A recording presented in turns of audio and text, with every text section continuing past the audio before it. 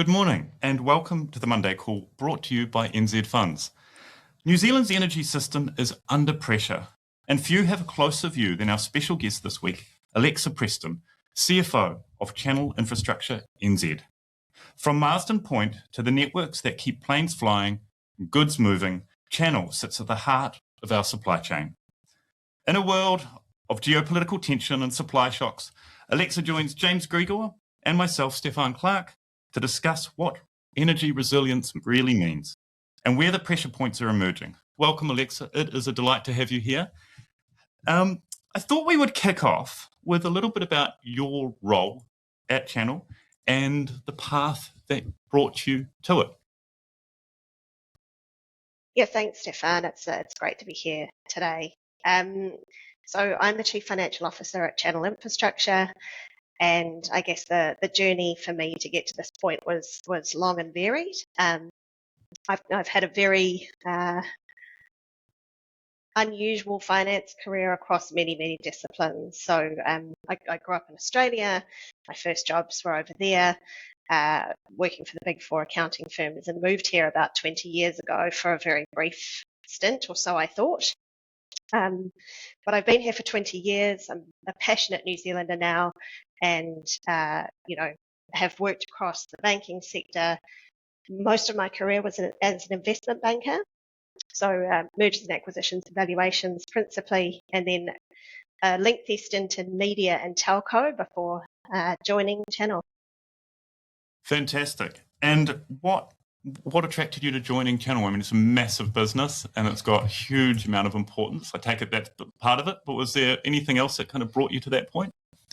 All of my career decisions, Stephan, have been principally based on the type of work that's involved rather than necessarily the specifics of the industry. Channel in particular is just a fantastic business. It's got so much potential. It's a critical part of the New Zealand economy, so very important to the country. And there is the opportunity to participate in a huge and ambitious growth plan. So I'm very attracted to delivering against a growth strategy, part of which involves some decarbonisation and future fuels initiatives.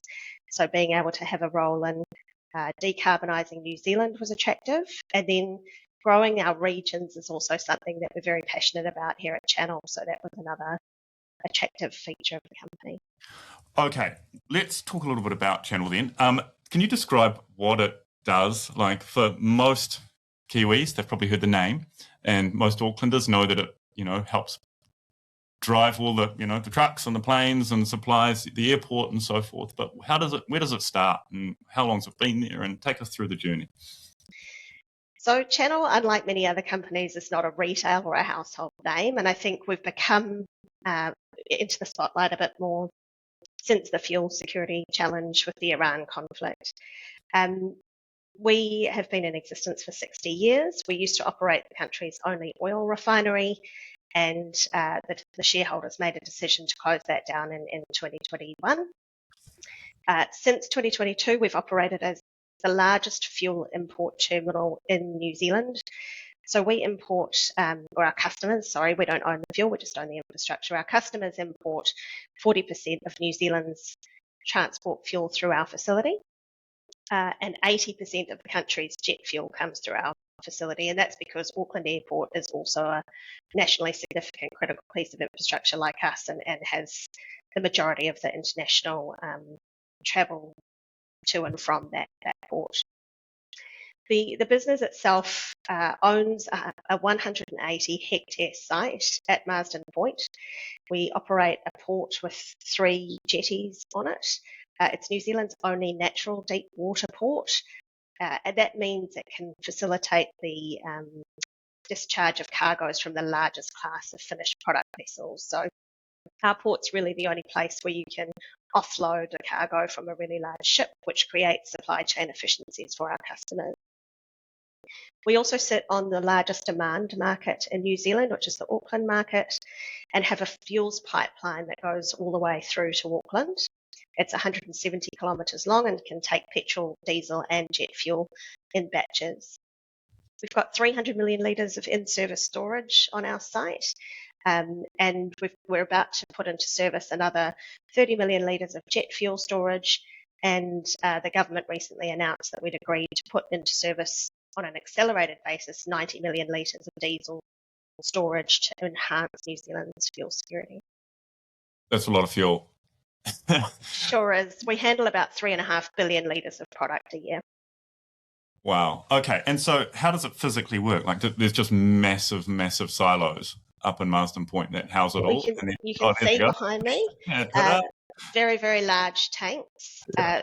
There's actually quite a lot of complexity to it. So it does, at its simplest, look like offloading cargo from a ship, putting it into large tanks and then sending it down the pipeline. But there is quite a bit of complexity involved. We have the largest fuels testing laboratory on our site as well, and the fuel needs to be tested for product quality right through the process of offloading the cargo. So before we receive a cargo, it gets tested. Once it's in the tank, it gets tested again. Before we send it down the pipeline, it gets tested, and it gets tested at the other end. And in particular, we take the testing of jet fuel very seriously. Obviously, the consequences of jet fuel being not to specification are very significant. So the system and the rules don't really allow for that. There's quite a complex software and technology piece involved to make sure we understand the batches and how the product's moving around our site. Righto. And so no longer refining since 2021. At a really high level, how was that decision landed at? Was it just economics or were there other factors at play? So one of the key features of our refinery was it was built in the 1960s and added to in the 1980s.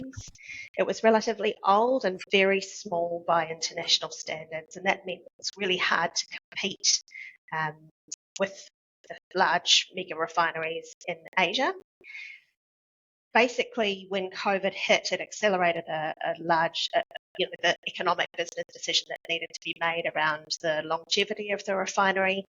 And the economics really did make the decision very clear that operating an import terminal would be more sensible for a country of our size and a market of our size than trying to refine product with this aging refinery.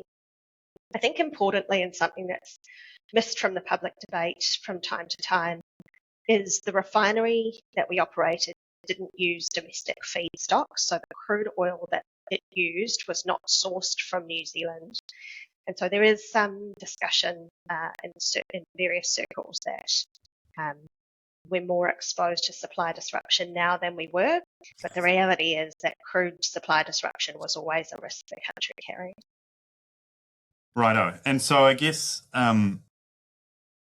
you guys are now trying to fill up and accelerate these new tanks so you can hold all this new diesel. I assume we've got the diesel to hold. The government's in the process at the moment of procuring that diesel. So there was an announcement on Friday around they're working through an arrangement with the government to procure the diesel to fill that 90 million litres of storage capacity.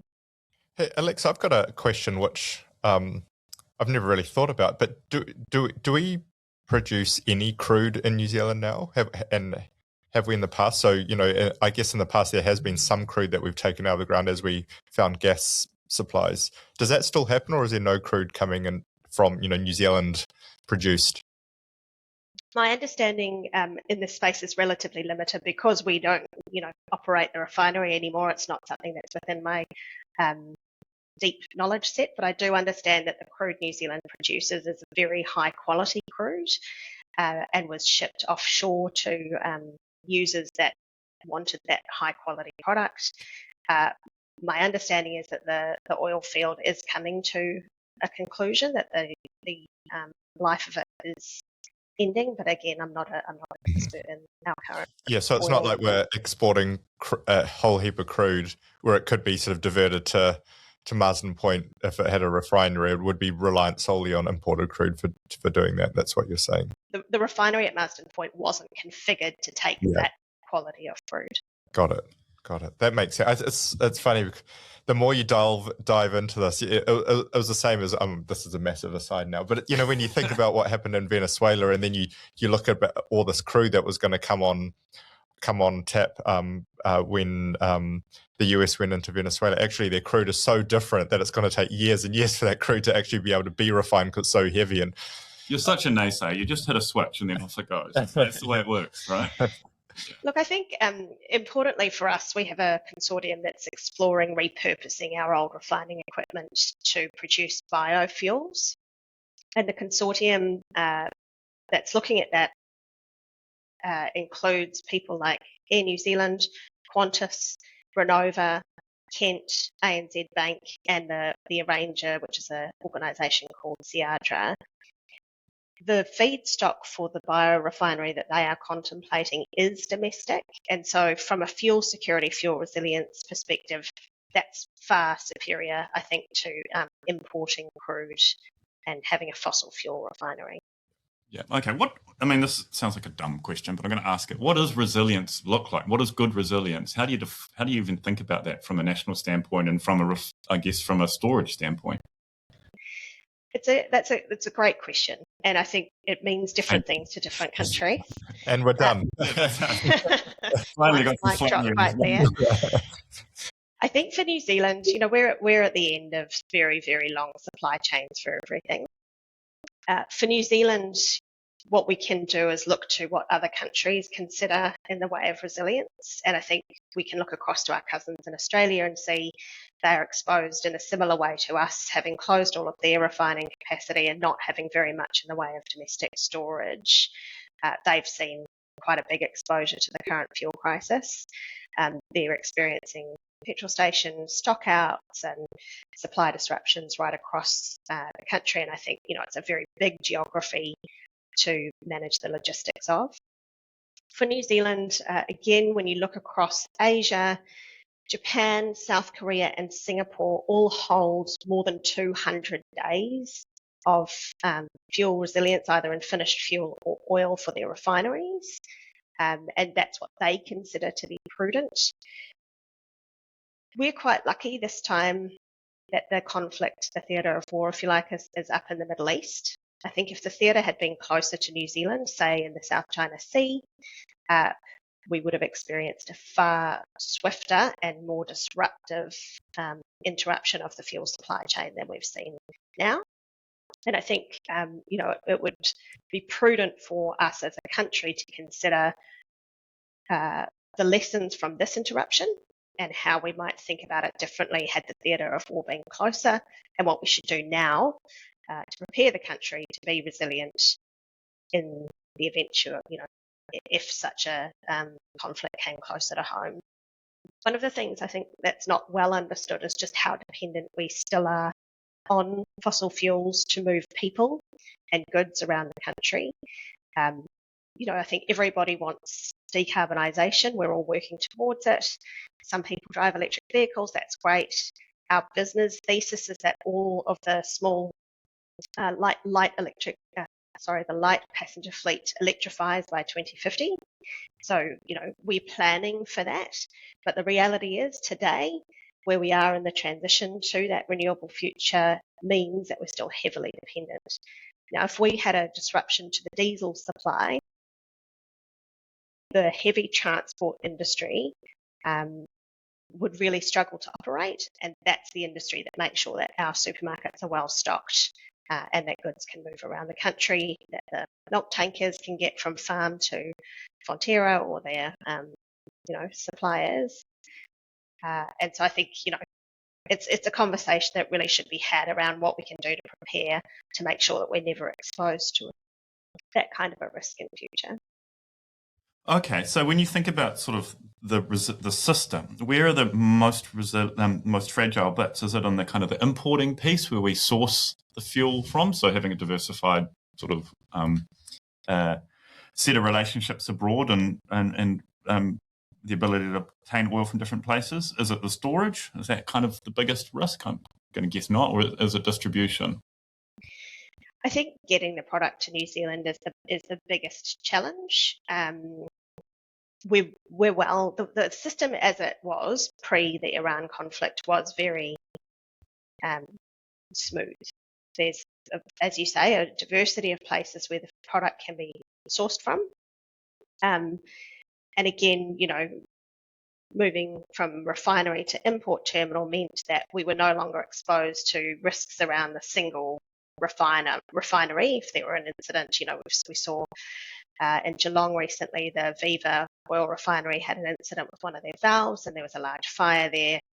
New Zealand only had one refinery. Had an incident like that happen, we would have had that single point of weakness or risk. Now we source the fuel from a variety of markets. I think what we're seeing is if all of those markets are disrupted at once, then we're more exposed. And so once you have the fuel in country, getting it around is relatively straightforward. Our multi-product pipeline operates 24/7.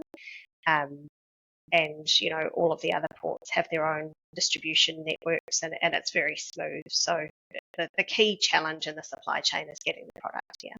I guess that's the point of the Prime Minister's trip to Singapore as we speak, is sort of securing these supply chains, because, as you say, that's the biggest risk. Yeah, interestingly, the oil, the refineries up in Singapore are privately owned for the most part. And so I think, again, making sure that we understand what resilience looks like as a country in light of the current conflict, with the future in mind around what else could happen, is a conversation we should all be having. Well, not Venezuela at this point, then. Okay, so if this sort of has highlighted, the disruptions today, have there been historical disruptions along the way? Have weather events or, other logistical issues caused us as a nation to have similar conversations in recent years? Or is it just because it's run so smoothly and now suddenly we're really focused on it? So the fuel supply system has been incredibly resilient. I'll talk first about weather, then about product quality, and then about the one disruption we have had. Yeah. So our site took a direct hit from Cyclone Gabrielle. We weathered it very well. The site's incredibly resilient, and because we are 40% of the market, I think that's a good sign that the market overall is very healthy in terms of resilience. Where you can get the occasional disruption is product quality. So if a cargo comes in and it's off spec and it's a just-in-time cargo, that can sometimes cause minor disruption, but usually there's enough buffer stock that that's not an issue. What do you do? Send it back and you've got enough to kind of manage in the interim, or there's a lot of ways you can remediate product, and it really depends what's wrong with it as to what the remediation is, but it's not overly challenging in most instances. The only time there has been a disruption to the supply chain was in 2017. You'll recall the multi-product pipeline that we operate had an incident with a digger, and that caused a 10-day outage, so relatively long. And following that incident, the government did an investigation and came up with a multi-step remedy to ensure that we had more resilience. What we have seen as part of that recently is the government requiring the fuel importers to build more storage for jet fuel in Auckland, so at the Auckland airport end of our pipeline. Righto. Who owns the if you're 40% of the market, what are your main, I don't know if it's competitors, but I guess it sort of is, but I guess you'll I don't know how you sort of describe them, but what's the other parts of what's the other 60%? So that's just the balance of the geographies. Our site supplies all of Northland and all of Auckland, and then the balance of fuel is spread around the country, Mount Maunganui, sort of Tauranga, Wellington, and then obviously all the ports on the South Island. Okay, so everybody has their sort of own, I guess, supply. Each region has their own supply rather than all coming into Marsden. And do they take on jet fuel as well, or does Christchurch, or do you schlep it down from Auckland down some other way? So there's no coastal shipping in New Zealand of finished product for the most part anymore.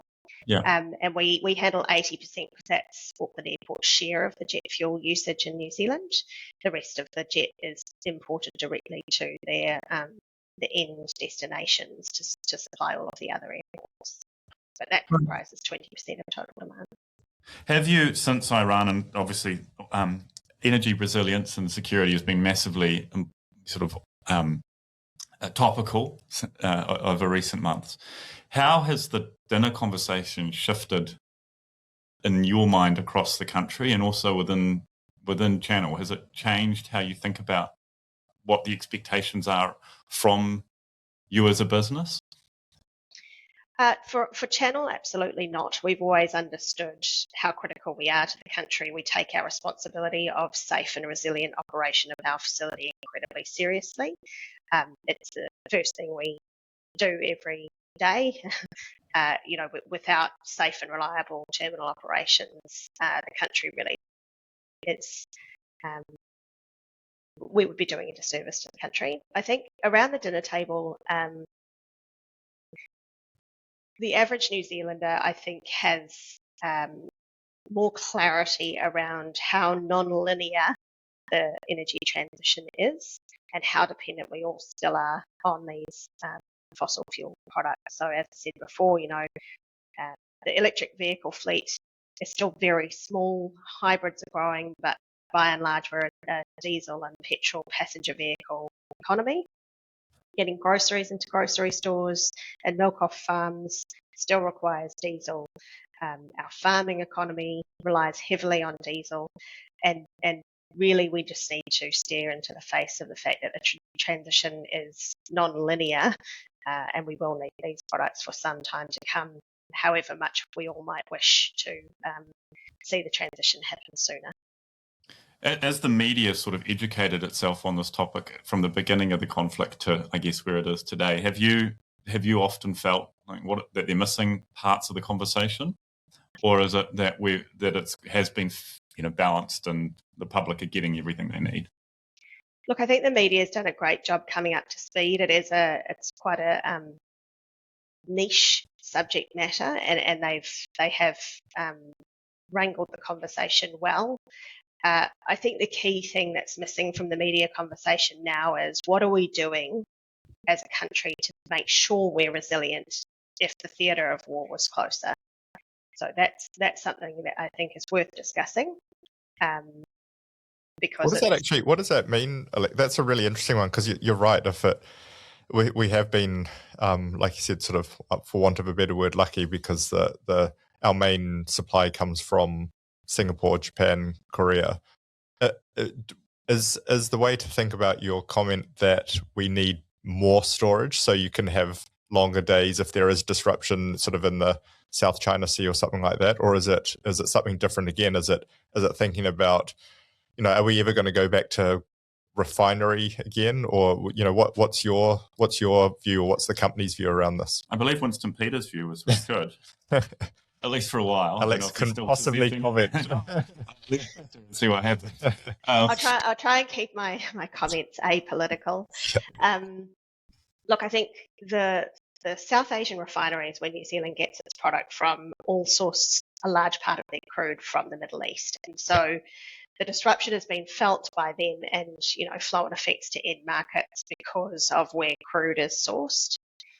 The difference if a theatre of war was a bit closer to those refineries is, regardless of whether they could get access to crude, getting finished product to end markets would be very problematic because you'd be crossing conflict lines. The supply chains would be very difficult to navigate in that situation. Now, I'm not a military tactician, but the assumption would be that if there were a conflict in and around where those refineries operate, it wouldn't matter whether they were fully operational, had all their crude, were producing, if the vessels couldn't get through the conflict zone to get the product to end markets. There are really, only a couple of ways from here where New Zealand can improve their resilience. The government, just to answer your refinery question first, the government did do a fuel security study to determine what would best enhance New Zealand's fuel security. And actually rebuilding the refinery was determined to be one of the least effective ways. The study found it would cost between $5 and $7 billion to do that, so very expensive investment. And you still need the crude.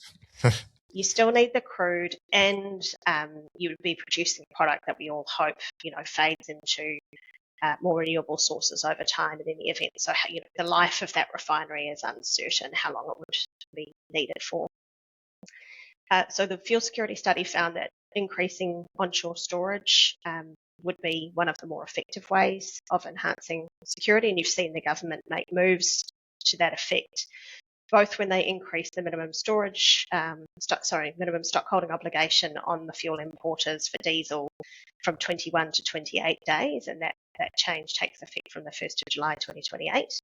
And also when you saw them procure the additional 93 million litres of storage for diesel recently on our site.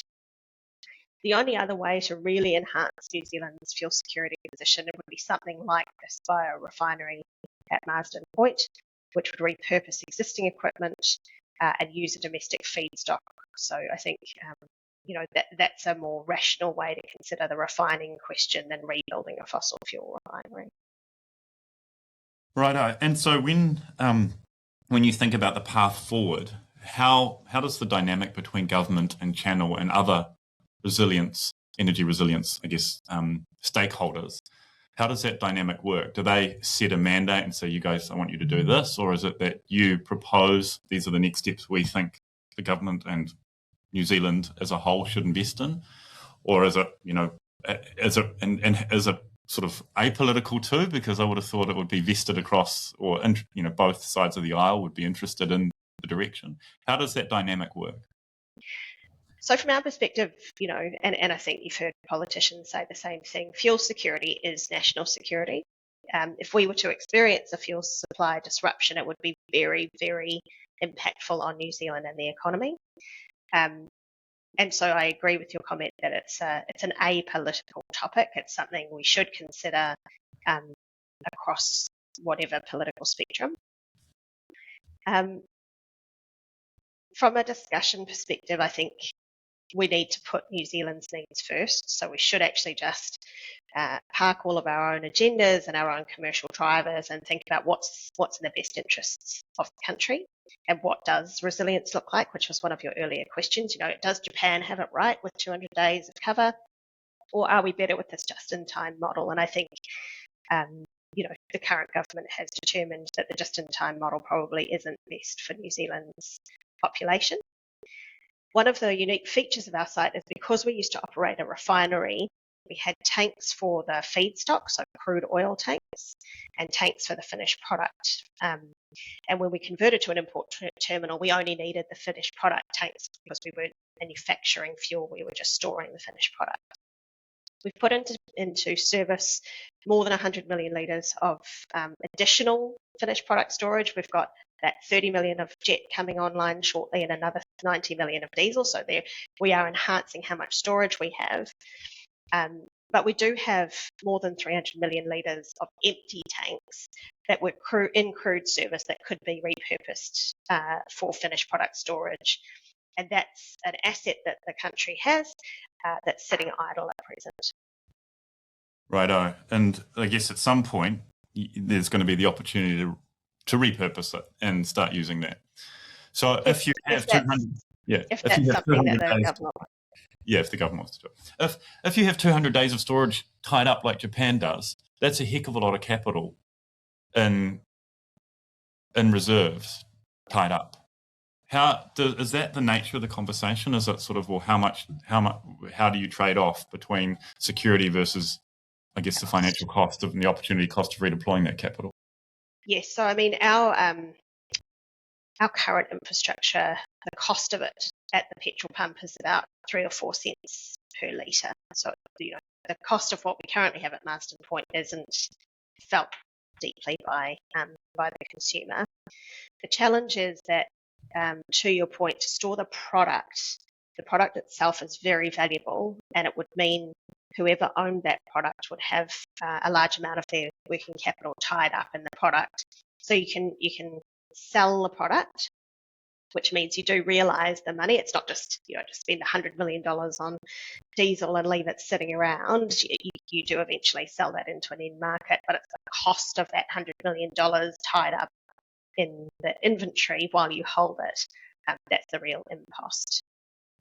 So that i.e. the 3 or 4 cents will turn into, if we did want 200 days, I'm making up a number, could be 10 cents or something, because it would just be sitting there for 200 It's days? hard to put a number on it because the fuel companies or the government, whoever own the fuel, we don't own fuel and we've undertaken to our investors we won't do that. So either the fuel companies or the government have to own the product, and it would be up to them how they funded the cost of that working capital.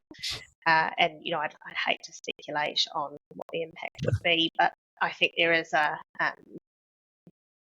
some point a decision needs to be made about how serious we're taking our national security and our fuel security, what the cost is and who wears it.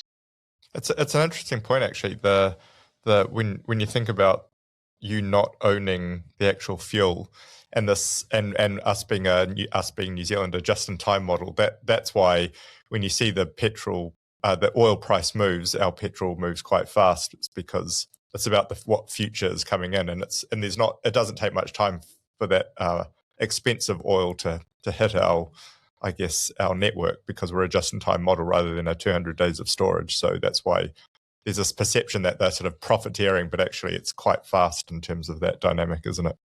Well, I think at a global level, if you look at our main suppliers in New Zealand are BP, ExxonMobil and Ampol, which is based out of Australia. At a global level, they are sourcing crude oil immediately in that market to put into their refinery to turn into finished product to then get to end market. So we're very far down that supply chain, but the immediate cost to them is real. And so they need to work out how to fund that. And I suspect that we've all seen at a petrol pump is where they recover that immediate working capital impact. Yeah, interesting. Rather than hang on, we've already got the petrol in tanks in New Zealand. It should still be $1.83 because it's that's how it works. Yeah. The government should just make the price lower, right? So okay, hey, next question. What would you like to see happen from here? In terms of the discussion, is there sort of a series of steps that you feel would be, would give you extra confidence in the direction of the discussion?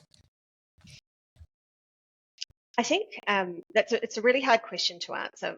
Personally, as a New Zealander, I'd like to see the topic depoliticised. What we should be focused on is what is the right answer for New Zealand, and we should all just agree what that is. It's very hard when a topic gets politicised because one party says something and the other party says the opposite. But actually, there is a right answer for New Zealand, and I think we can all work together to deliver that right answer. So I guess making sure the topic doesn't become overly political in an election year would be a good start. I think the second thing is the 90 million litres of diesel storage that we're putting into service on an accelerated basis is over a short term. So the initial agreement is a 19-month agreement. So it would be good to understand whether there's plans to make that a more permanent feature of the supply chain. And then I think we need to have a good conversation around what does resilience look like, what should New Zealand have in the way of onshore storage, and looking further into the future, does something like the biorefinery that the consortium is looking at for our site make best sense? Alexa, what does 90 million mean in terms of, so that's the extra diesel. How many days diesel is that? So for New Zealand, we use about 10 million litres of diesel per day. So that's about 9 days of cover. It's more cover for the Auckland and Northland market, but in terms of an aggregate system number, it's an extra 9 days. Because in one sense, 90 million sounds like a lot. In another sense, 9 days doesn't sound like very much at all. And numbers, right? They're hard to and every day counts, I guess. But if we're down to 3 days of storage, I think there'll be some worried, or everybody would be worried. So it's about really significant. The questions I guess you're asked, sort of, what I'm assuming you're saying is that we need a significant increase in those number of days to really make a difference for our security of supply, and we all need to agree what that is and then move towards that. Is that a fair assessment? I think that's right. I think at the moment the government has minimum stock holding obligations in place, which is great. So 21 days of diesel currently, moving to 28 in July 2028, 24 days of jet fuel and 28 days of petrol. If there were a supply chain disruption, those minimum stock holding obligations may not be met. So the additional 9 days does buy the country more time. You asked, like 90 million litres sounds like a lot. It is absolutely a lot, but the country does use a lot of diesel every day.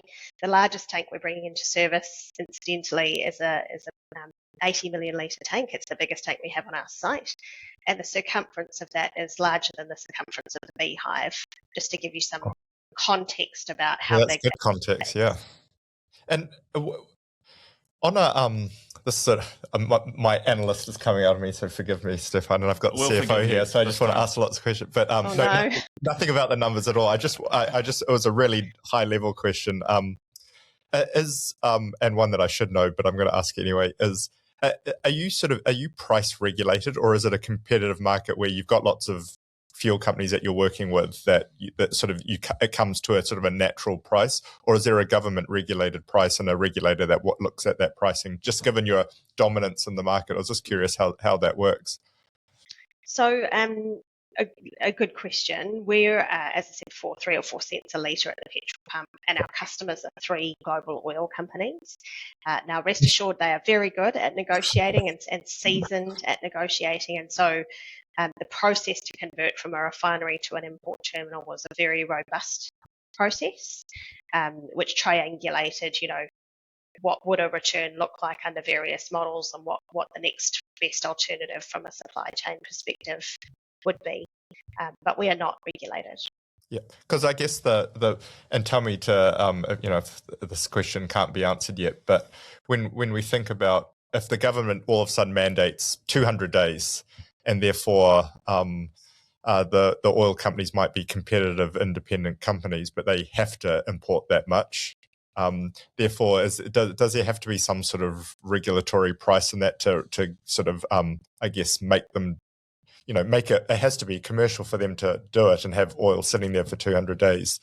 At the same time, there has to be some sort of return. Does it turn into a regulated price at that point when it's not just in time? How do you see it could work? I guess the question. I think to start, I feel it's very unlikely our government would come to the conclusion 200 days is the right number. So I think the problem statement is much smaller than 200 days. Our customers all have choice about where they store their product. They each independently own a network of coastal fuel terminals like ours around the country, and have options within their own supply chain to either construct new storage or repurpose existing storage. Ultimately, we will only get storage on our site if we are competitive, because they have that choice, and it's on us to make sure that our cost of capital is low, that we're efficient and timely with our conversions, and we have got a very good track record of on time, safe and on budget delivery of our projects. And it's only when all of those criteria are met where a customer can say, yes, you operate this infrastructure well, you deliver your project safely on budget and on time, and you're pricing in a way that's competitive with my next best alternative, that we would ever get that storage. But ultimately, whatever the government decides, the fuel importers will need to comply with those regulations, and they will make their own choices about how they do that. Interesting. So yeah, competitive enough to they've got choice, and then it sort of creates efficiencies. I was interested that you didn't mention the pipeline. It worries me that, this is just that if a digger can take out 10 days, that would be another resilience point of risk. I firstly want to tell the digger what I think of it, but I think Alexa probably want to tell it more than you. So do we think about that as part of the conversation? So that incident was almost 10 years ago, and the unique features of that particular incident means that we do think it's relatively unlikely to repeat. Yeah. I mentioned the government investigated that incident and came up with a multi-step plan. There were many actions for our business out of that study, and we have implemented all of them. And so things that we do to ensure the resilience of that pipeline are, we do regular physical inspection gauges down the pipeline, which measure the density and the quality and the condition of the pipeline, and it is in excellent condition. We also use different gauges that measure things like land movement. Our pipeline does traverse the Brynderwyns, and so we're very, we watch that particular part of the pipeline very closely. We overfly the pipeline every month with a helicopter just to monitor things like subdivision activity, construction activity, so that we're aware where activity is happening and make sure all of that activity is authorised. You need to get a before you dig permit before you excavate. So we just always mindful that everybody, complies with those requirements. Yeah. And then in the more populated areas of our pipeline closer to Auckland, that those areas are actually driven along every 24 hours. So what's the circumference of the pipeline? it's very small. I don't want to give you the number, but it's like about really, like something like that. Oh, interesting. It's not big. Yeah. Amazing. And yet it's 70 k's or something. 170 kilometres long. Yeah. It's an amazing asset for the country. It's the lowest carbon way to get fuel from point A to point B, because all we're doing is pushing it through, with some pumps. We're not trucking the fuel. And actually the volume of jet fuel that we handle every year is the equivalent of about 32,000 truck movements. So the pipeline's this incredible asset, and we take the resilience of it incredibly seriously. Amazing. Okay, hey, my last question is when you think about the direction of things, what are the things and coming out of the Iran conflict and New Zealand Inc. as a whole turning a corner, hopefully, what are the things that give you confidence about what we're doing in the discussion? Are there particular parts to it you go, yeah, we've got that right? We're heading in the right direction. Do you mean as it pertains specifically to resilience of our fuel supply chain, or more broadly? Both. You answer it how you feel. I'm interested in the resilience piece. I mean, that was the main topic of this. But I mean, obviously your business is so connected with the New Zealand economic machine that resilience is a key part of that, but it extends beyond. So I think our government has done a great job of acting quickly with regard to the fuel crisis. I think it's a very complex global system, and they have taken swift action in a similar way to Australia. What I think would be prudent is to make sure that if the conflict ends swiftly, which we all hope it does, and things go back to normal, we don't forget that our country is at the very end of a very long supply chain, and that we are exposed to disruption. So along the theme of the theatre of war being closer, I do think the country needs to have a conversation about what does national security and fuel security actually mean, because a supply disruption, so if our fuel supply did actually get fully disrupted, would be incredibly, incredibly damaging to the economy and our population. Yeah, great. Okay. James, do you have anything else? No, I think it's the clarity of your description is really helpful. I think I think all of us New Zealanders took a bit of an armchair approach around some of the discussion at the start, and I think having that it makes perfect sense.